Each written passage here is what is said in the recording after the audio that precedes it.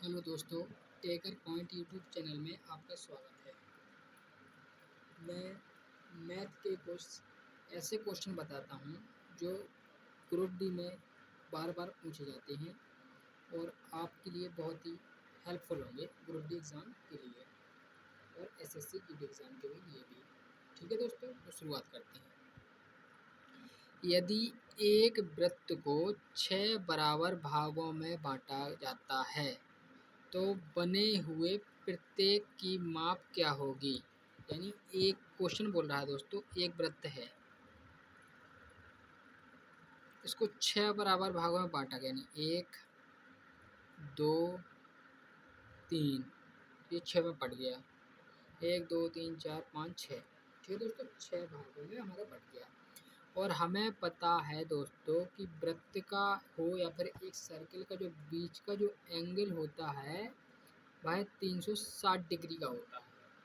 ठीक है दोस्तों, तो बीच का एंगल है वो, यानी पूरा 360 डिग्री का होता है। 360 डिग्री में अब 6 भागों में हमने बांटा है तो प्रत्येक 60-60 डिग्री का होगा दोस्तों। ठीक है, प्रत्येक है वो 60-60 डिग्री, यानी 60 डिग्री का ये, 60 डिग्री का ये, यानी 6 ही 60-60 डिग्री के होंगे, तब हमारे पास 360 के 6 एंगल हमारे हो जाएंगे। ठीक है दोस्तों, क्वेश्चन में यही पूछा है कि एक वृत्त को 6 बराबर भागों में बांटा जाता है तो बने हुए प्रत्येक कोण की माप क्या होगी। यानी प्रत्येक की माप क्या होगी, प्रत्येक कोण की माप पूछा उसने, क्या होगी। ठीक है दोस्तों, क्वेश्चन नंबर दूसरा। यदि 5% की चक्रवृद्धि ब्याज की यदि 5% चक्रवृद्धि ब्याज की वार्षिक दर से 2 वर्ष के बाद 441 रुपये प्राप्त होते हैं तो मूलधन बताइए क्या होगा। अब दोस्तों, एक होता है साधारण ब्याज और एक होता है चक्रवृद्धि ब्याज। चक्रवृद्धि ब्याज वह ब्याज होता है जो ब्याज के ऊपर भी ब्याज मिलता है, उसे चक्रवृद्धि ब्याज कहते हैं। ठीक है दोस्तों, तो इसका सूत्र होता है चक्रवृद्धि मिश्रधन। मिश्रधन को ए से दिखाते हैं, चक्रवृद्धि मिश्रधन बराबर मूलधन, मूलधन को पी से दिखाते हैं, 1 प्लस आर बटे 100 की पावर एन। एन यहाँ पे क्या है, समय है, या फिर एन को आप टी भी बोल सकते हो, उससे कोई दिक्कत नहीं। आर यहाँ पे दर है, ठीक है, रेट। ठीक है दोस्तों, एन यहाँ पे समय है, आर यहाँ पे दर है, पी यहाँ पे मूलधन है और ए मिश्रधन है। मिश्रधन क्या होता है, जब मूलधन में ब्याज को भी जोड़ दिया जाता है तो उसे मिश्रधन कहते हैं। जैसे मान लो, एक एग्जाम्पल के तौर पर बता रहा हूँ कि हमारे पास 100 रुपये थे और हमें 100 रुपये में 10 रुपये ब्याज मिल गया तो हमारे पास 110 रुपये हो गए। तो 110 रुपये क्या है, हमारी मूलधन है। ठीक है, वो मिश्रधन है, सॉरी, 110 क्या है, हमारा मिश्रधन है। ठीक है, तो यह कह रहा है कि यदि 5% चक्रवृद्धि ब्याज की वार्षिक दर से, वार्षिक दर यानी वर्ष, एक वर्ष का पूरा है, यदि 5% चक्रवृद्धि ब्याज की वार्षिक दर से 2 वर्ष बाद 441 रुपये प्राप्त होते हैं। 441 हमारे पास क्या है, 441 रुपये है, वह हमारे पास मिश्रधन है, प्राप्त होते हैं। तो मूलधन बताइए, यानी तो मिश्रधन की जगह पे हम मिश्रधन रख देते हैं। मूलधन उसने पूछा तो मूलधन तो पता नहीं, तो पी मान लिया। 1 प्लस, इसमें रेट कितनी है, आर कितनी है, 5%, तो यहाँ 5% रख दिया बटे 100 की पावर एन। एन कितना दिया है, 2 वर्ष, 2 वर्ष रख दिया।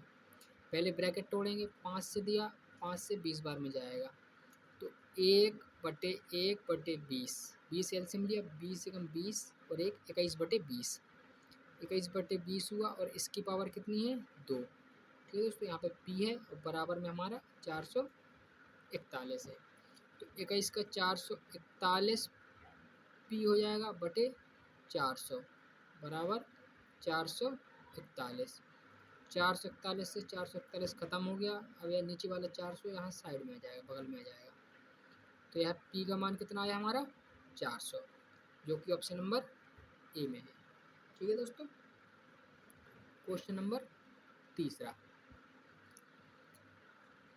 एक कार ए से बी तक की दूरी का 1/5 भाग 8 किलोमीटर प्रति घंटा की गति से चलती है।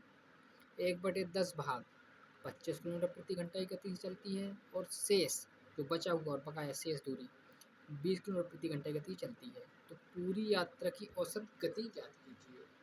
दोस्तों सवाल में इसने बोला है कि हमारे पास एक दूरी है ए से बी तक, कह रहा है इसका 1/5 मान लो, 1/5 ये हुआ, 1/10 ये हुआ और जो शेष बचा वो ये है। ठीक है दोस्तों, उसको 3 पार्टों में डिवाइड कर दिया। हमें दूरी नहीं है पता कितनी होगी, तो हम दूरी को तो एक्स मान सकते हैं, लेकिन एक्स में हमें दिक्कत होगी, पॉइंट में जाएगा। ठीक है दोस्तों, हम मानते हैं ऐसी दूरी जो हमारी 10 से कट जाए और 5 से कट जाए। ठीक है, तो ऐसी दूरी हम 50 मान सकते हैं। अगर हम 100 मान लें, 50 भी मान सकते हैं, 50 से भी सही रहेगा, लेकिन 100 मान लें तो और बढ़िया रहेगा। तो हमने दूरी मानी 100 किलोमीटर थी ए से बी की दूरी। 1/5 100 का कितना होता है? 100 का 1/5 होता है दोस्तों 20, यानी 20 किलोमीटर की दूरी वो 8 किलोमीटर प्रति घंटा से गया। ठीक है, और दूरी का 1/10, 100 का 1/10 कितना होता है? 10, 10 दूरी गया 25 किलोमीटर प्रति घंटा से। और शेष यानी शेष अब कितनी बची? 20 और 10 30 हो गई, बची शेष 70 किलोमीटर की दूरी गया 20 किलोमीटर प्रति घंटा से। तो औसत चाल पूछी इसने। औसत चाल बराबर का होता है कुल दूरी बटे कुल समय। ठीक है दोस्तों, औसत चाल बराबर होता है, यानी औसत चाल एवरेज स्पीड। ठीक है दोस्तों, तो हमारे पास अगर हम दूरी में समय का भाग दें, दूरी में चाल का भाग देंगे तो हमें समय निकल आएगा। तो यानी इससे हमारा निकलेगा टोटल समय। ठीक है, तो हम भाग दे लेते हैं, 4 से काट लें, 4 पंचे 20, 4 दूनी 8, 2 से काटा 2.5 आया। 25 से काटा, वो 5 से काट लेंगे, 5 दूनी 10, पचम 25, भागना जाएगा, पॉइंट लगा के 0 बढ़ा देंगे, 0.4, यानी 0.4 हमारे पास आया इसका आंसर, इसका समय। और इससे काटा 3.5 आया हमारा इससे। ठीक है दोस्तों, यानी हमारे पास टोटल समय कितना आया? टोटल समय आया हमारे पास 3.5 ये था, यानी 3.5 घंटे यहाँ से आए थे, 2.5 घंटे यहाँ से आए थे, और 0.4 घंटे यहाँ से आए थे। हम इनको मिनट में बना सकते हैं, बनाने को मिनट बना सकते हैं, हमें मिनट की जरूरत नहीं है, तो कुछ समय की जरूरत है। 5 5 10 और 4 14 हासिल 1, 3 2 5 और 1 6, यानी हमारे पास टोटल समय आया है वो 6.4 घंटे आया है। और कुल दूरी हमने कितनी मानी थी? 100 किलोमीटर। और कुल समय कितना आया है? 6.4, पॉइंट हटाया हमने, यहाँ पे 0 लगा दिया। ठीक है दोस्तों, यहाँ से हमारी निकल आएगी एवरेज स्पीड। 4 से काटते हैं, 4 से 25, 4 से 16, और काट देते हैं 2 से, 125, 2 अट्ठे 16, यानी अगर हम 125 में 8 का भाग लगाते हैं, ठीक है दोस्तों, तो 8 एकम 8, बचा 4, इसमें तो भाग जाएगा नहीं, तो हमने उतार लिया संख्या 5, 8 पन 40, फिर 5, अब भाग नहीं जाए, अब संख्या भी नहीं, तो पॉइंट लगा दिया 0, 8 छंग 15.6 से शुरू जो भी ऑप्शन होता है उसको लगा दें, 15.6 हमारा आंसर है।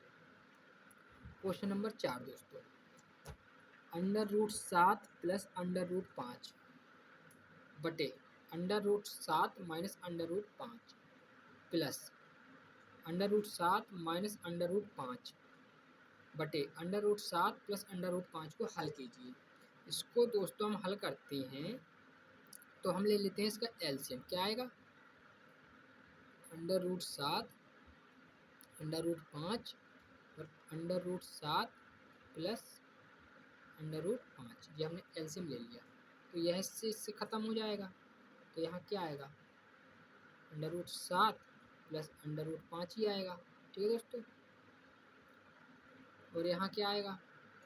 √7 माइनस √5। ठीक है दोस्तों, तो नीचे हमारा क्या बना? a minus B, a plus B. ठीक है दोस्तों। तो नीचे हमारा ए का स्क्वायर माइनस बी का स्क्वायर, ए जे है बी जे है, तो हमारे पास नीचे क्या बचा, रूट 7 का स्क्वायर करेंगे 7 आएगा, रूट 5 का स्क्वायर करेंगे 5 आएगा, तो माइनस है तो 2 बचा है नीचे। ऊपर क्या बचेगा हमारे पास, हाँ दोस्तों मैंने गलती कर दी थी, तो अंडर रूट 7 से ये तो कट जाएगा, लेकिन ये वाला तो गुणा होगा, तो ये इसके स्क्वायर बन जाएगा, इसी तरह ये भी स्क्वायर बन जाएगा। ठीक है दोस्तों, ये भी स्क्वायर बन जाएगा, क्योंकि हमने एलसीएम लिया था, तो एलसीएम में दोनों का भाग देते हैं ना, तो इसमें इसका तो भाग चला जाएगा, लेकिन ये तो बचेगा, तो इसका इसमें गुणा करेंगे तो इसका स्क्वायर बन जाएगा, ये इसका स्क्वायर बन जाएगा।